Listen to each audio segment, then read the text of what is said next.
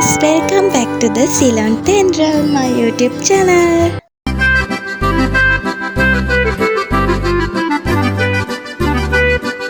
இன்னைக்கு vlogல உங்களுக்கு நான் எங்களோட கார்டன் டூர் தான் காட்ட போகிறோம். ஸோ அதுக்கு முதல்ல நாங்கள் எங்கள் தோட்டத்தில் எடுத்துருக்கிற பழுத்த மாங்காய் எல்லாம் பறிக்க போகலாமா?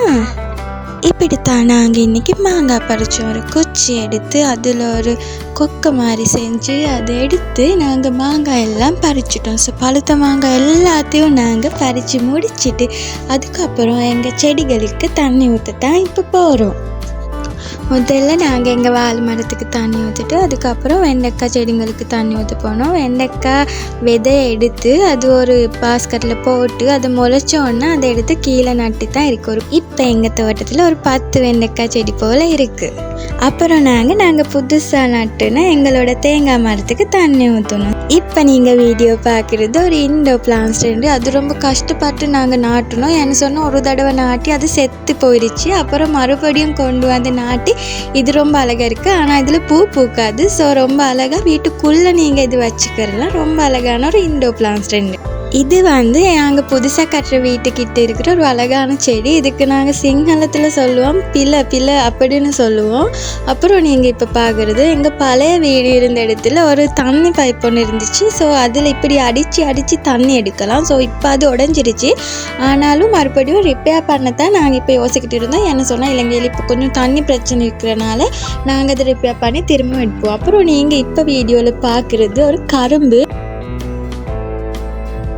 இப்போ நீங்கள் வீடியோவில் பார்க்குறது ஒரு பிலாக்காய் மரம். ஸோ அதுக்கப்புறம் இது கத்திரிக்காய் செடி. ஸோ கத்திரிக்காய் ஒரு 5-6 போல் இருக்குது. அது கத்திரிக்காய் விதை போட்டு நாங்கள் எடுத்தது கத்திரிக்காய் செடி.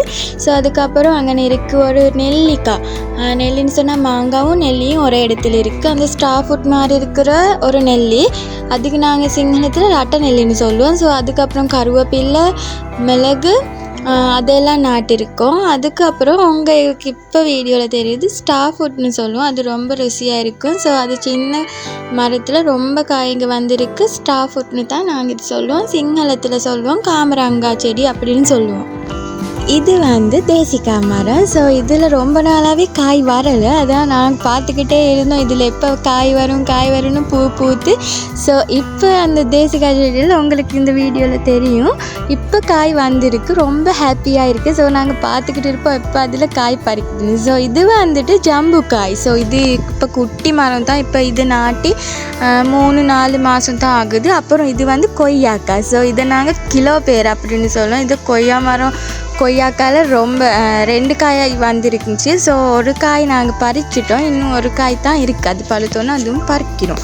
ஸோ இதுக்கு நாங்கள் சொல்லுவோம் திட்பாட்டு. இதுக்கு சொல்கிற தமிழ் பேர் எனக்கு தெரியல சரியா. ஸோ இது சிங்களத்தில் நாங்கள் திட்பாட்டுன்னு சொல்லுவோம். இது நாங்கள் பொரியல் மாதிரி அந்த காய் எடுத்து செஞ்சு சாப்பிடலாம். இதுக்கு சொல்கிற பேர் நான் போயிட்டு அம்மா கிட்ட கேட்டுட்டு வந்தேன். ஸோ இதுக்கு தமிழில் சொல்கிற பேர் சுண்டக்காய் அப்படின்னு சொல்லுவாங்களா. ஸோ இது ஈரப்பிலாக்காய். ஸோ இதுவும் கொஞ்சம் குட்டி மரமாக தான் இருக்குது. எனக்கு கேட்டால் இதை இப்போ நட்டி 3-5 அப்படி அந்த மாதத்துல தான் இருக்கும். ஸோ இது எங்களோட இன்னொரு தென்னை மரம். ஸோ இதுவும் குட்டியாக தான் இருக்குது. இதுக்கு நாங்கள் விரலு காயினி அப்படின்னு சொல்லுவோம். இதுவும் குட்டியாக தான் இருக்குது.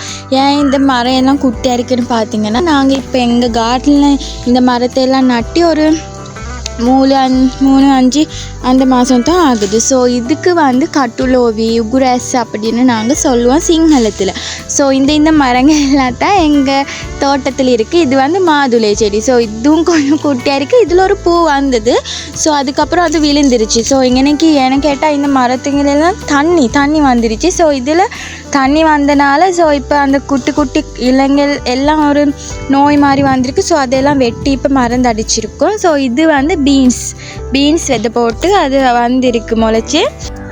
ஸோ பீன்ஸ் இருக்குது. பீன்ஸு அங்கனே இருக்குது பூசணிக்காய் விதை போட்டு எங்கள் பாட்டி தான் முளைக்க வச்சுருக்கு. ஸோ பீன்ஸ், பூசணிக்காய் அந்த மாதிரி செடிகள் எல்லாம் அந்த இடத்துல காணலாம். ஸோ அதுக்கப்புறம் நீங்கள் பார்த்தீங்கன்னா இந்த மரங்கள் தான் இருக்குது. ஸோ இன்னொரு சைடு இருக்குது எங்கள் கார்டன் சொன்னால் இது எங்கள் தோட்டத்தில் இருக்குது. ஸோ இங்கே தான் எங்களோட புது வீடு கட்டுறோம். புது வீடு கட்டுற இடத்துல அந்த பக்கத்து இருக்கிற ஒரு காலி இடத்துல தான் நான் இங்கே மரம் எல்லாம் நட்டியிருக்கேன். ஸோ இது பார்த்திங்கன்னா உங்களுக்கு ஃபுல் வியூ காணலாம். ஸோ இப்படி தான் இந்த இடத்துல தான் மரங்க இருக்குது. ஸோ இப்போ தான் கொஞ்சம் 2-3 நாளைக்கு முன்னாடி இந்த வீட்டுக்கு ஜன்னல் நாங்கள் செட் பண்ணோம். ஸோ அதில் ஒரு துண்டு தான் உங்களுக்கு வீடியோவில் இருந்து. ஸோ இப்படி தான் ஃபுல் வியூவும் உங்களுக்கு தெரியும். இப்போ இந்த பக்கத்து இருக்கிற காரில் ஃபுல் வியூ இப்படி தான் தெரியும். இது வந்து பார்த்திங்கன்னா எங்களோட பழைய வீடு இங்கே தான் இருந்துச்சு. ஸோ அது ரொம்ப குட்டி ஒரு பலகை வீடு. ஸோ அதில் தான் நாங்கள் முதல்ல இருந்தோம். ஸோ அந்த காணியில் தான் இப்போ நாங்கள் எங்களோட புது வீடு கட்டுறோம். இதோட வேலைங்க இப்போ தான் நடந்துக்கிட்டு இருக்குது. ஸோ எங்கள் அந்த வீட்டோட வ்ளாக் உங்களுக்கு நான் வேறையாக கொண்டு வரேன். ஸோ காலையில் பறித்த மாங்காய் உங்களுக்கு இப்போ வீடியோ எடுத்துடும். அது ரொம்ப ருசியாக இருந்துச்சு. ஸோ அடுத்த வீடியோவில் நான் உங்களை சந்திக்கும் வரை எங்கள் சேனலை சப்ஸ்கிரைப் பண்ணி வச்சுக்கிறேங்க. Thanks for watching.